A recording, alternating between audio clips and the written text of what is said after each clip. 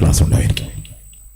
Hello hello hello hello ഞാൻ സ്റ്റേജിൽ കയറുന്നില്ല. ഞാൻ ആദ്യം തന്നെ പറഞ്ഞല്ലോ, ഞാൻ നേരത്തെ ഒരു പാട്ട് പാടിയപ്പോ പിന്നെ തങ്ങളെ ഒരു ചികിത്സകനാണ് ഞാൻ. ചെറിയൊരു രോഗിയാണ്. രോഗി എന്ന് പറഞ്ഞൂടെ, അപ്പൊ രോഗമൊന്നുമില്ല കേട്ടോ.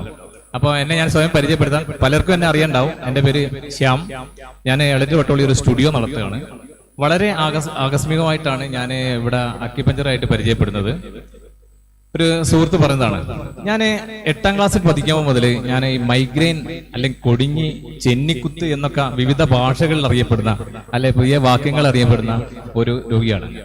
അതായത് എന്നെ സ്കൂളിൽ പഠിക്കുമ്പോൾ ഈ മൈഗ്രെയിൻ വന്നിട്ട് എടുത്തുകൊണ്ട് പോയതാ, വീട്ടിലേക്ക് എടുത്തിട്ട്. അത്രയും തല കറങ്ങി വീണ ഒരു സംഭവം. ഈ മൈഗ്രെയിൻ ഉള്ളവരാരെങ്കിലും ഉണ്ടോ? ഇതിൽ കൂടുതൽ ആരെങ്കിലും ഉണ്ടോ? ചെന്നിക്കുത്ത്, കൊടിഞ്ഞൊക്കെ ഉള്ളവരുണ്ടോ? ഉണ്ടേ.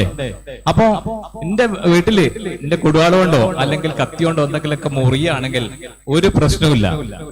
കാരണം എന്താ അറിയോ? ഈ തലവേദന ഉള്ളവന് ഏത് വേദനയും സഹിക്കാം. അതാണ് മൈഗ്രെയിൻ. തലവേദന ഉള്ളവന് ഏത് വേദനയും സഹിക്കാം. അങ്ങനത്തെ ഒരു വേദനയാണ്, ഒരു അസുഖമാണിത്. അപ്പൊ ഇവിടെ തന്നെ പറഞ്ഞു, ഈ മൈഗ്രെയിൻ ഇതുവരെ ഒരു ഗുളികയോ ഒരു മരുന്നോ ഒരു കണ്ടുപിടിച്ചിട്ടില്ല. നമ്മൾ പിന്നെ നമ്മളെ ഇംഗ്ലീഷ് മരുന്ന് ചെന്നാൽ അറിയാം. ഒരു ഗുളിക കൊണ്ട് എടുത്തു തരും, പാരസെറ്റമോൾ എടുത്തു. മൈഗ്രാനിയൽ എന്ന് പറഞ്ഞാൽ കുറെ ഗുളിക എടുത്തു തരും. അതൊക്കെ എടുത്താൽ അന്നപ്പോ ഒരു ആശ്വാസം ഉണ്ടാവും, പിന്നെയും മൈഗ്രെയിൻ ഉണ്ടാവും. ഇങ്ങനെയാണ് ഈ മൈഗ്രെയിൻ അവസ്ഥ. അപ്പോ ഞാൻ ആദ്യമായിട്ട് നമ്മള് പിന്നെ ഒരു രോഗം വന്നാല് ആരാ? ഇംഗ്ലീഷ് മരുന്നിനല്ലേ കാണിക്കുക. അപ്പോ ഞാൻ പറഞ്ഞു തരുന്നത് വെച്ചാല്, ഇതിന് ഇത്രയും കാലമായിട്ട്, അതായത് 8ാം ക്ലാസ് പഠിക്കുമ്പോൾ എനിക്ക് എത്ര 13 വയസ്സുണ്ടാവും. ഇത്രയും കാലമായിട്ട് ഞാൻ കേരളത്തെ ചികിത്സിക്കാത്ത ഒരു ചികിത്സ ഇല്ല എന്ന് തന്നെ പറയാം. ആദ്യമായിട്ട് നമ്മള് ആ ചെറുപ്പകാലത്തിലൊക്കെ നമ്മളെ കൊണ്ടുപോകുക നേരെ ഡോക്ടറെ അടുത്താണല്ലോ കൊണ്ടുപോകുക. ഇംഗ്ലീഷ് മരുന്ന് ഡോക്ടറെ അടുത്ത് കൊണ്ടുപോകും. അവിടെ ഒരു ഡോക്ടർ ഉണ്ട്, പിന്നെ പ്രഗത്ഭനാണ്, മെഡിക്കൽ കോളേജിലെ ഡോക്ടറാണെന്നൊക്കെ പറഞ്ഞ് അവിടെ കൊണ്ടുപോകും. അങ്ങനെ ഇന്നേം കൊണ്ടുപോയപ്പോ പിന്നെ അവിടുന്ന് കുറെ ചികിത്സിച്ചപ്പോ അതൊന്നും മാറുന്നില്ല. അന്നപ്പോ എല്ലാരും പറയെന്താ, ഇത് കണ്ണിന്റെ തകരാറാണ് അല്ലേ? തലവേദന ആദ്യം ചികിത്സിച്ച വേറെ മകാണ്ടിരിക്കുമ്പോ പറയാം കണ്ണിന്റെ തകരാറാണ്, അതിന് ചികിത്സ വെച്ചാൽ മതി. അങ്ങനെ കാഴ്ചക്ക് പോകും, കണ്ണിന്റെ ഡോക്ടറെടുത്തായിട്ട് പോകും.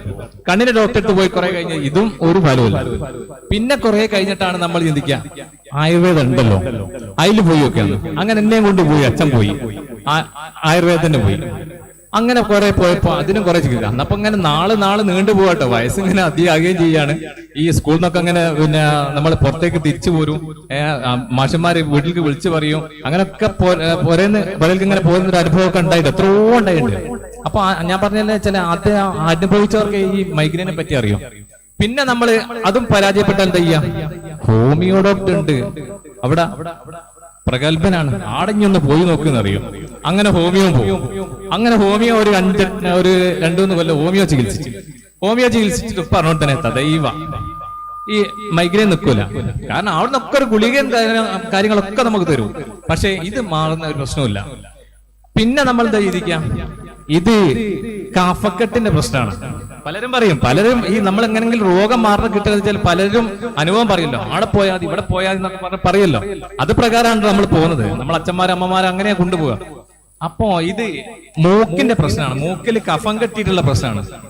അപ്പോ ഈ അന്ന് നസ്യം ചെയ്താൽ മതി എന്നറിയും. നസ്യം എന്നറിയാം, മൂക്കിലേക്ക് മരുന്ന് എത്തിച്ചിട്ട് നസ്യം ചെയ്യാന്നാണ് ഇതിന്റെ പേര് പറയാം.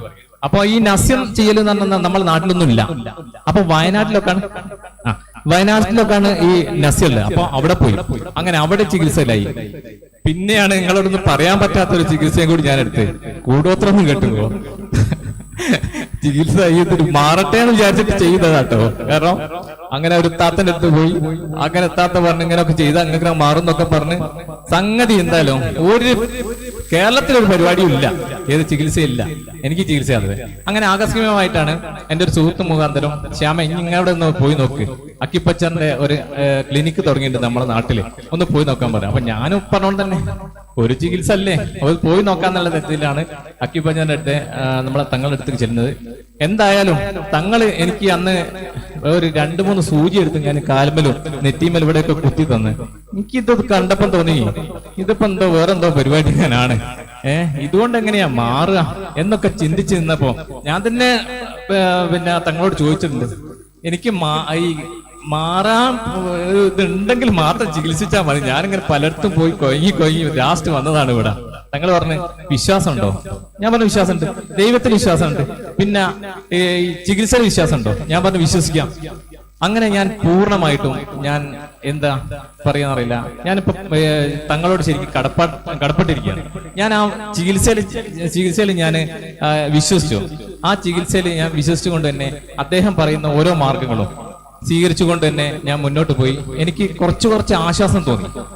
ഓരോ ദിവസം ആശ്വാസം തോന്നി. ഞാൻ ഈ ഓരോ ആഴ്ചയും തങ്ങളെടുത്ത് വരുന്നത് പിന്നെ 2 ആഴ്ചയായി, പിന്നെ 3 ആഴ്ചയായി, പിന്നെ മാസത്തിലൊരിക്കലായി.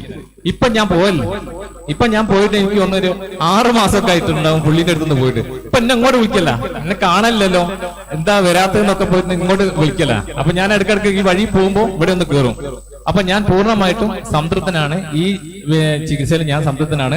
തന്നെയല്ല പറയുന്നത്, ഞാനിപ്പോ ഒരു ഇംഗ്ലീഷ് മരുന്ന് ഗുളിക കഴിച്ചിട്ട്, സാധാരണ തലവേനൊക്കെ ഒരാൾ വേഗം പോയി കഴിക്കും, നമ്മൾ താഴത്തെ അവിടെ മെഡിക്കൽ ഷോപ്പിൽ പോയി പെട്ടെന്ന് കഴിക്കും ഗുളിക കാണിച്ച്. ഇപ്പൊ ഒരു വർഷമായിട്ട് ഞാൻ തീരെ ഇംഗ്ലീഷ് മരുന്ന് ഉപയോഗിക്കാറില്ല. തന്നെയല്ല, ഒരു രോഗം വന്നാൽ ഞാൻ പിന്നെ എന്തെങ്കിലും ഒരു പനിയോ അല്ലെങ്കിൽ എന്തെങ്കിലും ഒരു ഇത് വന്നാൽ ഉടനടി തങ്ങളെ വിളിക്കും. ഞാൻ എന്താ ചെയ്യേണ്ടതെന്ന് ചെയ്യും. ഒരൊറ്റ ഉദാഹരണം പറഞ്ഞിട്ട് ഞാൻ നിർത്തി കളയാം. പിന്നെ ഇങ്ങനെ ഇതിന്റെ ഇടയിലേക്ക് ഒരു നല്ലൊരു പനി വന്നു, ഒരു വൈറൽ പനി എല്ലാവർക്കും വന്നില്ലായിരുന്നോ? ആ വൈറൽ പനി എനിക്കും പറഞ്ഞു. അപ്പൊ ഞാൻ തങ്ങളെ പെട്ടെന്ന് വിളിച്ചു, എന്താ ചെയ്യേണ്ടത്? തങ്ങൾ പറഞ്ഞു, നിങ്ങൾ നേരെ പോയി ഒന്ന് കുളിക്കാന്ന് പറഞ്ഞു. നേരെ പോയി കുളിച്ചോളി എന്നാണ്. എങ്ങനെ ഞാൻ പരിച്ച് കിടക്കും മുമ്പിൽ പറയാ കുളിച്ചോളാൻ, എങ്ങനെ ഉണ്ടാവും പനി കുളിക്കാന്? അങ്ങനെ പുള്ളിക്കാരൻ എന്നോട് പറഞ്ഞു ധൈര്യമായിട്ട് കുളിച്ചോ. കുളിച്ചിട്ട് വേറൊരു കാര്യം കൂടി ചെയ്യണോ, തല തോർത്തരുതെന്ന് പറഞ്ഞു. നമ്മളെ ചെറുപ്പം മുതൽ നമ്മളെ അമ്മമാരൊക്കെ പഠിച്ചതെന്താ, മോനെ വേഗം തല തോർത്ത്, കുളിച്ച ഉടനെ തല തോർത്തുന്നല്ലേ പറയാ. തങ്ങള് പറഞ്ഞ തല തോർത്തണ്ട, അതേ വഴി നിൽക്ക്, മേല് ഒട്ടുന്നിടം വരെ നിൽക്ക്. അങ്ങനെ ഞാൻ അത് ശീലിച്ചു 5 ദിവസം കൊണ്ട് എനിക്ക് അപ്പം മാറി. ഒരൊറ്റ ഗുളിയും കുടിച്ചില്ല. ഇവിടെ ഞാൻ ഹോസ്പിറ്റലിലും ഈ EH-ലും മറ്റടുത്ത് പോയൊക്കെ വൈറൽ പനിക്ക് ക്യൂ നിൽക്കുകയാണ്. തന്നെയല്ല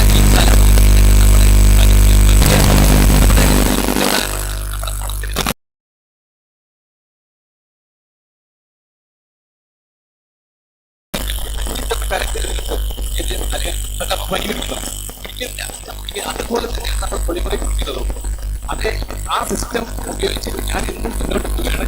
എന്നാലും